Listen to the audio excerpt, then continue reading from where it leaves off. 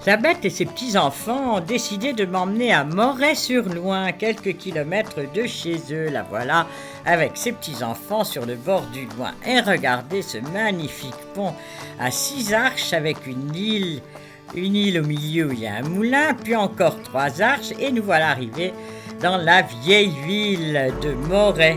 Mais je ne suis pas la seule à prendre cette photo. Regardez, voilà le tableau de Sisley qui est peint du même endroit où j'étais avec Isabelle et ses petits-enfants. Nous voilà partis sur le fameux grand pont et là, au milieu, un moulin à temps.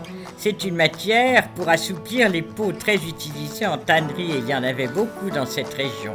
Il fallait broyer l'écorce de chêne que l'on trouvait dans la forêt de Fontainebleau. Donc voilà la fameuse porte de Samois, le vieux bâtiment accroché sur les fortifications et regardez, nous décidons d'aller au bord de l'eau. Voilà, la berge est là à gauche, l'endroit où sont marquées toutes les cruches du Loing, la vieille porte de Samois et après avoir parcouru quelques rues, nous voilà au chevet de l'église Notre-Dame de la Nativité. Sur une vieille maison en face, regardez cette poutre sculptée. Nous revenons à l'église, là encore. Je ne suis pas la seule à l'avoir observé, admiré. Regardez, Sisley, lui aussi, l'a dessiné.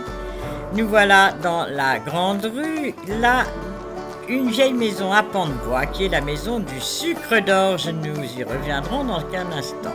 Entrons dans l'église, le vieux baptistère, les voûtes, car c'est Philippe Auguste au XIIe siècle qui a fait construire cette église.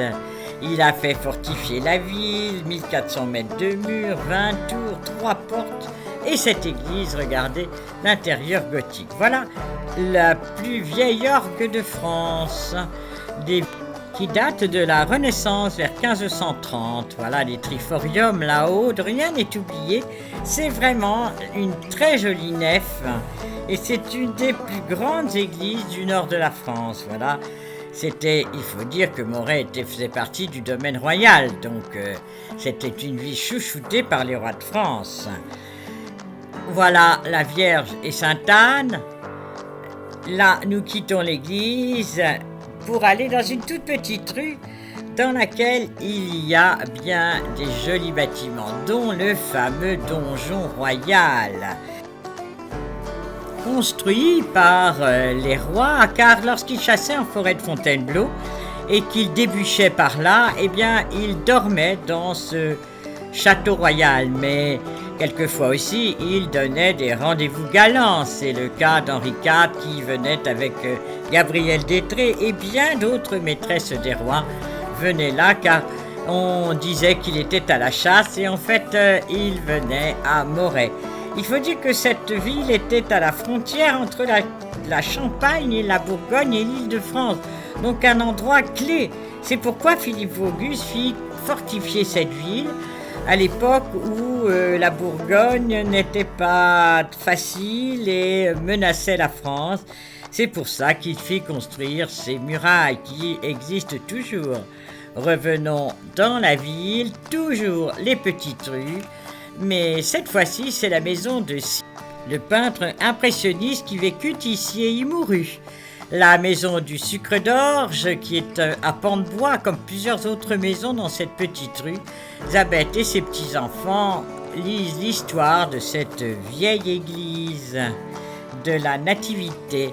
Voilà la maison dite de François Ier, ou l'hôtel de Chabouillet, 1550. Vous voyez la salamandre de François Ier, puis François Ier, le roi de France, son épouse, et là, sa mère, donc vraiment toute la famille. La finesse de ces sculptures est tout à fait admirable. Et dans la cour, il y a l'hôtel Clément, qui est actuellement l'hôtel de ville, voilà. Cette jolie façade Renaissance avec ses meneaux, avec ses pierres du pays et ses petites mansardes. Arrivons sur la grande place, voilà la maison Racollet qui est du 19e siècle, la deuxième porte de la ville qui est la porte de Bourgogne, Là, une vieille maison à pans de bois qui jouxte la mairie, côté façade. C'est la maison où sont installés les amis d'Alfred Sisley, ce fameux peintre impressionniste qui fit d'abord l'école des Beaux-Arts, qui était ami de Corot, Van Gogh, Renoir, Monet, qui exposait avec les impressionnistes. Et regardez à l'intérieur les photos de la plupart de ses œuvres. Donc il vécut à Barbizon, en Angleterre, à Paris. Et c'est en 1880 qu'il découvre Moret-sur-Loing.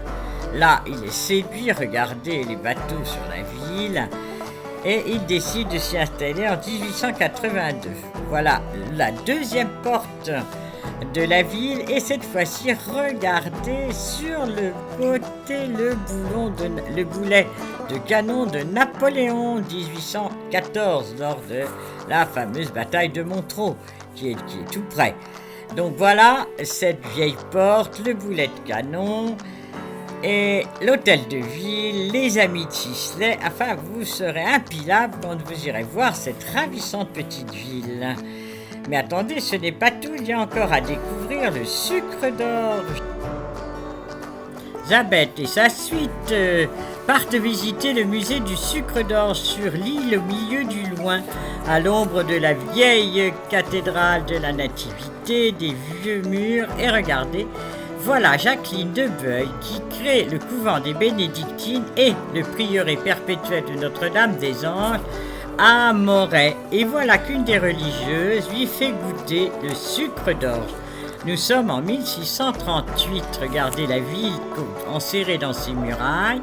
La première supérieure, Élisabeth Bidou, est la cousine de La Fontaine. Et c'est lui qui fait découvrir le sucre d'orge à Louis XIV. Et c'est le succès, mais alors immense. Jusqu'à la Révolution, le succès est au rendez-vous. La Révolution, tout est démoli, la production est arrêtée. Et puis, vers 1820, Emmanuel Debord de Montcorin et sœur Marie-Ange décident de refaire les fameux sucres d'orge des religieuses de Moret. Voilà la salle et voilà les boîtes. Regardez ces boîtes avec le paysage de Moret. Vous voyez, c'est des petits berlingots ou bien des bâtons de sucre d'orge. Voilà la balance des religieuses et voilà les moules pour faire les petits berlingots en sucre d'orge. Regardez toutes ces boîtes, vraiment très typiques.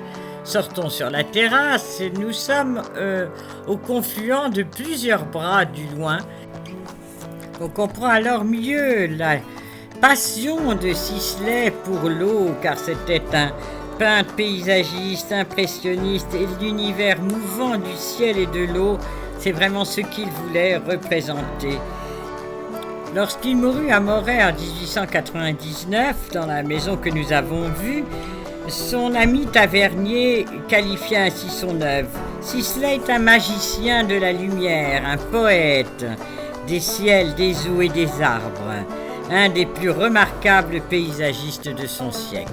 Je vous laisse sur ce paysage peint par Sisley et je vous souhaite d'aller découvrir comme Sisley ce paysage, cette magnifique ville et sans oublier les sucres d'orge.